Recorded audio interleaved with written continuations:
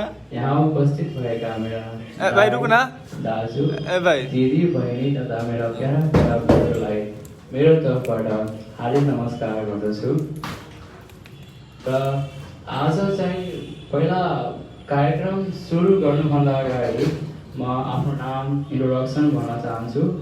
मेरो नाम चाहिँ मनिष रदको र म चाहिँ जेएस स्कुलमा पढ्ने एक 9 क्लासको विद्यार्थी छु है। अनि हामीले यो एउटा सानो कार्यक्रम गर्न मन लाग्यो कि अनि सबैको लागि हामीले एउटा सानो कार्यक्रम हामी म मेरो साथी विवेक र आकाश सबैजना मिलेर हामी यो कार्यक्रम गर्न गइरहेको छौँ। तपाईँहरू चिन्ता नगर्नुहोस्, आरामले बस्नुहोस्। यो कार्यक्रम न धेरै ठुलो हुन्छ न सानो हुन्छ, धेरै हामी 10-15 मिनट वा 20 मिनट कार्यक्रम मात्र हो। सो आरामले बसिदिनुहोस्। सर, तपाईँ एउटा संसारको रूपमा टिचर हुनुहुन्छ, तर हाम्रो नजरले तपाईँ एउटा सधैँ टम्किरहने एउटा तारा हुनुहुन्छ। तपाईँ हाम्रो जीवनमा आउनुभयो, यसको लागि धेरै धेरै धन्यवाद गर्न चाहन्छु। तपाईँलाई थाहा छ कि छैन, तपाईँले थाहा नै होला, किनभने 2018मा हामीले रियल स्कुल जितेका थियौँ। त्यसमा हजुरको सहायता बिना हामी त्यो त जित्नै सकेको थिएनौँ। हजुरको मेहनत, हजुरले सिकाएको हरेक कुरा हामीले प्रयोग गऱ्यौँ र बिरगजमा हाम्रो जिएसपी स्कुलको नाम टपमा आएको थियो र हामी जितेका पनि थियौँ। त्यसै गरी हामी काठमाडौँ गएका थियौँ होइन, अनि त्यहाँ हाम्रो के कमजोरीले कारणले हामी त्यहाँ जित्न सकेनौँ। तर पनि तपाईँको त्यहाँ प्रस्तुति भएको कारणले हामी त्यहाँ हारे पनि असफलता भए पनि हामीले त्यो असफलता भयो कि भएन बुझाएको छैन, किनभने हजुरले यस्तो त्यहाँ वातावरण गर्नुभएको थियो। तपाईँले हाम्रो पशुपतिनाथ दर्शन गराउनुभयो, त्यहाँ कसैले पनि त्यस्तो गरेको थिएन, कुनै पनि शिक्षकले गरेको थिएन। तपाईँले रानी पोखरी काठमाडौँको सबै राम्रा ठाउँहरू घुमाउन लगाउनुभयो, त्यसको लागि धेरै धेरै धन्यवाद है। अनि अर्को कुरा कि तपाईँले त यति गर्नुभयो, तर हामीले पनि केही गर्नुपर्छ नि। तपाईँ साथी भाइ बहिनीहरूलाई दाजु र दिदीलाई पनि भन्न चाहन्छु, you are so lucky to get teacher like him. Manish, you will not get teacher like him ever. So please respect him, follow each and everything, whatever he said.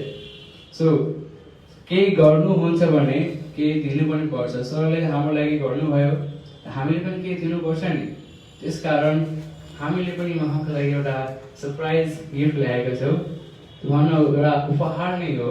र जब म यहाँ आएँ, हाम्रो ओपनिङ सेरेमनी भएको थियो यो क्लबको, अनि त्यतिखेरदेखि नै अहिलेसम्म मैले केही कमी हेरिरहेको छु यो क्लबमा। त्यसकारण त्यो उपहार यस्तो उपहार हो, मलाई लाग्दछ कि त्यो यदि सरले मैले हामी सबैले दियो भने त्यो यो क्लबको सुन्दरता अझै बढाइदिन्छ। त्यसकारण म अब आकाशलाई रिक्वेस्ट गर्छु कि त्यो उपहार लिएर आउनुहोस् यहाँ।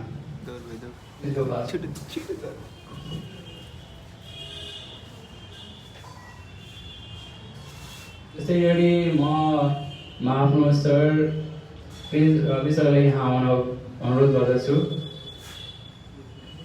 र साथी विवेक, तपाईँ पनि आउनुहोस्। विवेक, प्लिज विवेक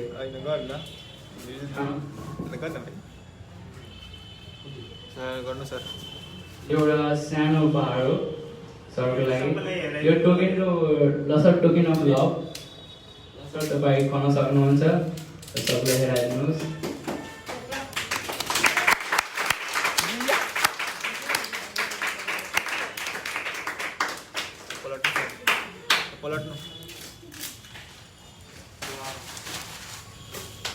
यो बनाउनमा मेरो साथी विवेक र आकाश र मेरो कारणले सब भएको छ।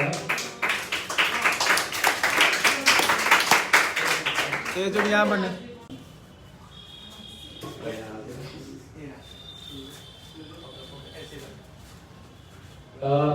म अब सरलाई आफ्नो विचार भन्न यहाँ आउनु सर बोल्नु 4-5 धन्यवाद सर क्यामेरामा आउनु न यस सर राम्रो छ हुन्छ मलाई एकदमै खुसी लाग्यो आजको यो पल र हमेसा याद पनि रहिरहेको हुन्छ किनभने विद्यार्थीले साथ जबसम्म गुरुलाई दिन्छ तबसम्म गुरुले हमेसा चाहेको हुन्छ विद्यार्थीको प्रगति विकास अनुशासन गतिशीलता जहिले पनि कुनै पनि दुनियाँको गुरु होस् आफ्नो स्टुडेन्टको लागि जी जान लगाएर नि त्यसलाई जहिले पनि प्रगतिको मार्गमा लिएर जान्छ मैले पनि सायद त्यही गरेको छु जुन आज मेरो स्टुडेन्टले मलाई यो आदर सम्मान गरेको छ म धेरै धेरै त्यसलाई धन्यवाद र अगेन त्यसको अझै लाइफमा प्रगति होस् सम्पूर्ण मेरो स्टुडेन्टहरूलाई यही मेरो आशा छ र उहाँले त्यसले भन्यो हामी जिएचपीबाट गएर काठमाडौँमा हामी असफलता भयो तर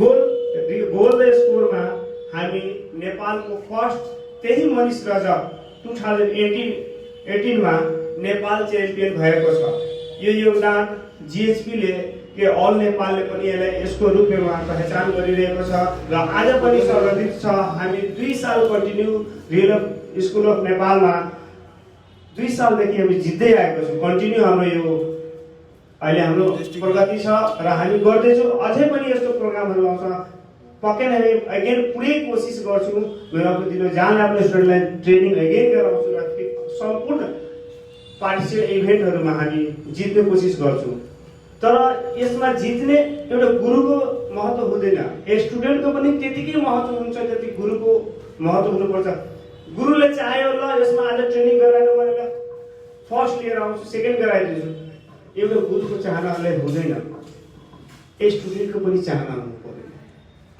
गुरुले मैले सिकाएको बाटोमा हिँड्नु पर्छ जहिले पनि अगाडि जब तिमी गुरुको कुरा मान्छौ पक्कै तिमी सफलता पाउँछौ दुनियाँले सर्वधिक हेराएको छ एउटा एकलव्यले गुरु मानेको थियो गुरु द्रोणाचार्यले त्यसले एउटा मूर्ति बनाएर त्यसले आफ्नो गुरु मानेर त्यसले यति होनहार थियो कि अर्जुन भन्दा पनि राम्रो त्यसले तीर चलाइरहेको त्यो एउटा प्रतीक हो तिमी एउटा गुरु जसलाई पनि मान्न सक्छौ जसलाई पनि त्यो शिक्षाको बाटोमा जुन राम्रो बाटो गुरुले निर्देशन दिएको छ त्यो बाटोमा हिँड्यो भने मलाई लाग्छ पक्कै नै तिमी एउटा ठुलो मान्छे बन्छौ र एउटा तिम्रो विकास पनि हुन्छ तिम्रो विकास हुँदैन तिम्रो देशको राष्ट्रको र तिम्रो परिवारको विकास हुन्छ यो आज सम्पूर्ण म आफ्नो स्टुडेन्टहरूलाई भन्न चाहन्छु म सधैँ आफ्नो स्टुडेन्टको लागि हमेसा तयार रहेको हुन्छु जुन बेला पनि हाम्रो स्टुडेन्टले मलाई याद गरेको छ म हमेसा त्यहाँ प्रिपेयर गर्छु र हरेक पार्टिसिपेन्टमा हरेक कुनै पनि स्पोर्ट्समा म सबैले दिलो जानले प्र्याक्टिस गराउँछु र पक्कै नै त्यो अब त्यसको जुन हाम्रो इभेन्ट हुन्छ त्यसमा हामी जिताउने मैले पुरा कोसिस गरेको छु र जितेको पनि छु आगामी दिनमा पनि फेरि जित्ने प्रयास गर्नेवाला छु यो मेरो ठुलो नै योगदानको कारणले सायद यति ठुलो गिफ्ट मैले पाएको छ र यसलाई एकदम म यादगार पल बनाएर यसलाई सम्झिरहेको हुन्छु र यस्तै यस्तै स्टुडेन्टले मलाई पाइदियो भने मलाई धेरै गर्वको कुरा पनि छ र हाम्रो राष्ट्रको गर्वको कुरा पनि छ यसलाई नेसनल खेलाडी हो र यसलाई हामीले गर्व गर्नुपर्छ र यस्तो यस्तो खेलाडीलाई अझै हौसला बढाइदिनको लागि म तिनीहरूलाई भाइहरूलाई एकचोटि क्ल्यापिङ गरिदिनको लागि आज धेरै धन्यवाद सर र मलाई त अब आशा नै छ कि तपाईँले अहिलेसम्म हामीलाई सहयोग गर्नुभयो हरेक कार्यक्रम हरेक प्रतियोगितामा त्यस्तै पनि भविष्यमा पनि तपाईँले त्यस्तै सहयोग गर्नुहुन्छ मलाई विश्वास नै छ आशा होइन विश्वास नै छ र यति भन्दै अब चाहिँ एउटा अझै सरप्राइज गिफ्ट यहाँ उपस्थित भएका यी साथीहरूमध्ये एकजना जुन म 2019 मा यहाँ आएको थियो यो क्लब खुलेको थियो त्यतिखेर चाहिँ मैले पनि 1 महिना ट्रेनिङ गरेको थिएँ र त्यसमध्ये सबै त्यहाँ केटाकेटीहरूमध्ये मलाई एउटा सानो भाइ धेरै राम्रो र प्रतियोगित मेहनती हेऱ्यो र अब चाहिँ एउटा मैले उसको लागि पनि एउटा सरप्राइज गिफ्ट हालेको छु। सो म अब रोहनलाई यहाँ आउन अनुरोध गर्दछु।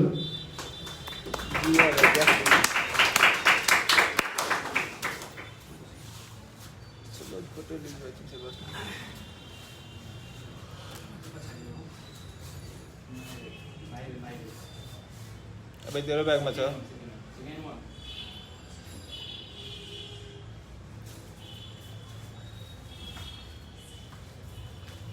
यो मेरो तर्फबाट तिमीलाई।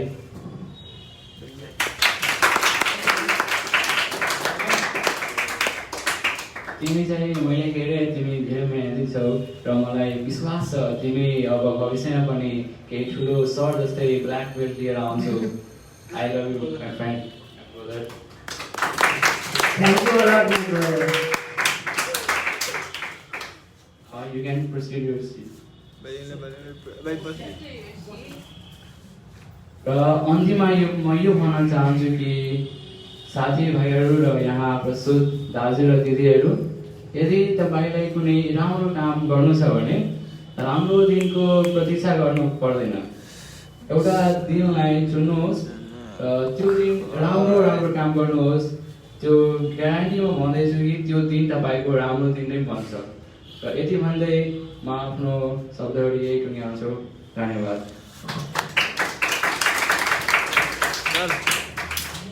र एउटा चाहिँ आकाश केही साथीहरूलाई केही दिनु पर्यो नि, उहाँले आफ्नो महत्त्वपूर्ण समय दिनुभयो, उहाँले पनि केही दिनु पर्यो नि। र त्यो बिगमा जरुरी छ। अब म सरलाई, रवि सरलाई दिन चाहन्छु माइक, उहाँले पनि आफ्नो विचार के भन्नुहुन्छ।